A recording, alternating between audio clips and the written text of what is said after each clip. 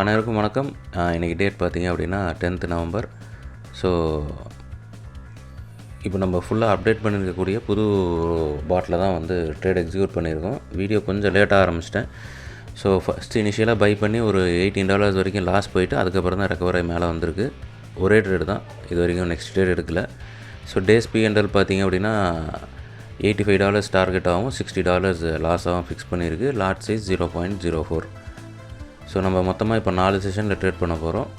ஒரு செஷனுடைய டைமிங்கும் பார்த்திங்கன்னா top left சைடில் வந்து உங்களுக்கு டிஸ்பிளேலே இருக்கும்.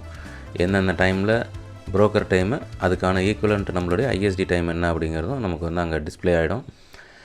அண்டு இப்போ வந்து 3 செஷனுக்கு பதிலாக 4 செஷன் இதில் இன்க்ரீஸ் பண்ணியிருக்கு. ஸோ ஒன்றுத்துக்கும் தனித்தனியாக டார்கெட் அண்ட் ஸ்டாப் லாஸ் எல்லாமே இதில் வந்து வச்சுருக்கோம். ஸோ இப்போ செஷன் 1ஓட டார்கெட் பார்த்திங்க அப்படின்னா $25, செஷன் 2க்கு 20, செஷன் 3க்கு 35 அண்ட் செஷன் 4க்கு 45. ஸோ இது எல்லாமே வந்து கிளைண்ட்டுக்கு அப்டேட் பண்ணது தான்.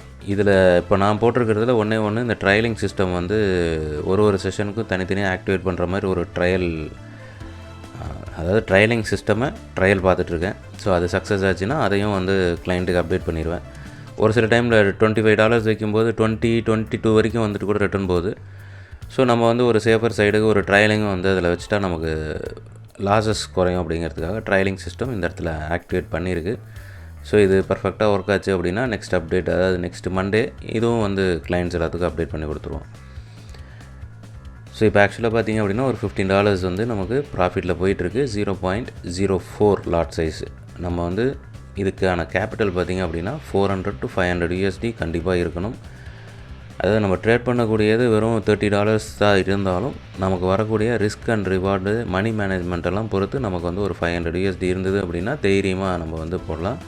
24 hours இந்த பாட் ஆனில் இருந்தாலும் அதுக்கு எந்த டைம் நம்ம ஃபிக்ஸ் பண்ணியிருக்கோமோ அதுவாகவே ஸ்டார்ட் ஆகிக்கும். அதுவாகவே டார்கெட் ஸ்டாப் லாஸ் வந்ததுன்னா ஸ்டாப் ஆகிக்கும்.